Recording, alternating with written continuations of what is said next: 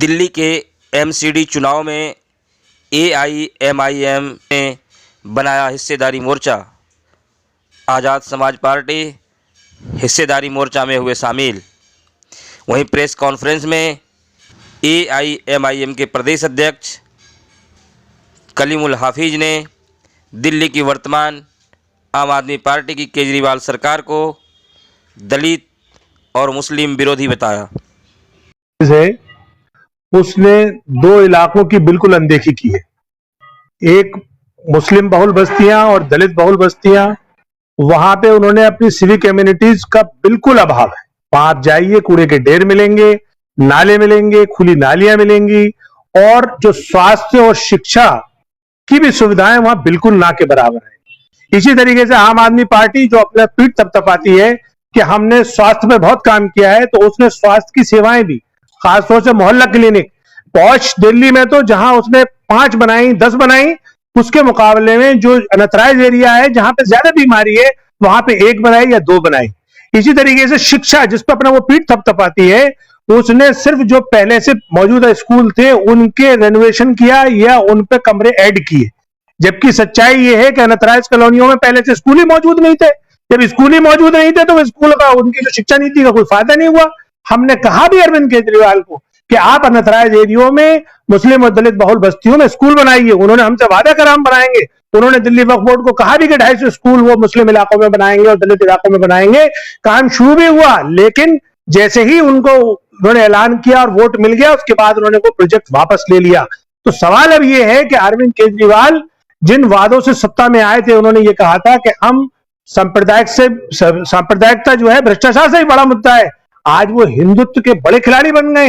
यानी जब जब मुसलमानों पे कोई तकलीफ आई, चाहे वो कोविड आया हो, तब उन्होंने जमातियों पे कोविड का इल्जाम लगाकर जमातियों को जिम्मेदार ठहराया और उसके नतीजे में जमाती पूरे हिंदुस्तान में टारगेट हुए। पुलिस ने उन्हें बंद किया, फिर कोर्ट ने उन्हें छोड़ा और सरकारों को फटकार लगाई कि तुमने जमातियों को क्यों इस तरीके से परेशान किया, और उसका कसूरवार अकेले केजरीवाल है। दूसरे नंबर पर जब दिल्ली दंगा हुआ, दिल्ली दंगे में जहां पे दिल्ली कट रही थी, जल रही थी, मल रही थी, लोग अपने कारोबार खो रहे थे, लोग अपने अजीजों को खो रहे थे, उस टाइम अरविंद केजरीवाल मौन धारण करके गांधी समाधि पे बैठ गए थे। ये नहीं कि अपने 68 विधायक ले जाके वहां पे बैठ जाते और वहां लोगों की जान बचाते। इसी तरीके से जब शाहीन बाग में सीए एनआरसी का प्रोटेस्ट हो रहा था, तब अरविंद केजरीवाल का कहना यह था कि अगर दिल्ली पुलिस मेरे हाथ में होती तो मैं आधे घंटे में शाहीन बाग खाली करा देता। इसी तरीके से जब सीए एनआरसी प्रोटेस्टर्स पे जब दिल्ली पुलिस जालिमाना कार्रवाई कर रही थी मेरे जामिया के बच्चों पे, तब उस पर यूएपीए लगाने की जब बारी आई तो इसी अरविंद केजरीवाल ने उनकी अप्रूवल दी थी। और उससे भी बड़ी बात आप ये देखें, जब भारतीय जनता पार्टी जब जहांगीरपुरी में इनके मुसलमानों के घरों पर बुलडोजर चला रही थी, तब आम आदमी पार्टी उसके साथ जाके खड़ी हो गई और उसने कहा कि ये बांग्लादेशी और रोहिंग्या है। उससे पहले वो लोग उनको वोट दे रहे थे। तो ये जो आम आदमी पार्टी का जो चरित्र है, और एक जो पूरे हिंदुस्तान ने देखा, वो ये कि एक नारी के साथ जब अन्याय हुआ, वो भारत की नारी थी, भारत की बेटी थी बिल्किस बानो, जब उसके बारे में पूछा गया आम आदमी पार्टी के लोगों से, तो मुख्यमंत्री ने अपने मुंह को सिल लिया और उप मुख्यमंत्री ने कहा कि हमें इससे कोई मतलब नहीं है। यानी आप सत्ता में हो और आपको जुल्म और अत्याचार होते हुए देखोगे, आपको कोई मतलब नहीं है इसलिए कि वो मुस्लिम है। अरे वो मुस्लिम नहीं है, वो भारत की बेटी है बिल्किस बानो।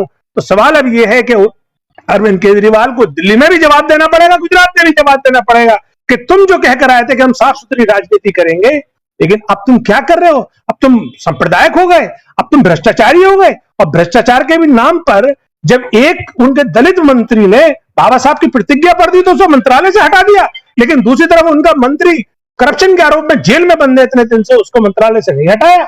एक उनके काउंसलर ने जब एक दिल्ली दंगों में उसका नाम आया तो ये कहा कि इसका नाम ताहिर हुसैन से डबल सजा दो, लेकिन मनीष सिसोदिया का नाम आ गया अब शराब घोटाले में, उनको तो मंत्रालय से नहीं हटाया। तो ये जो दोगली राजनीति है अरविंद केजरीवाल की, इसके खिलाफ है हम।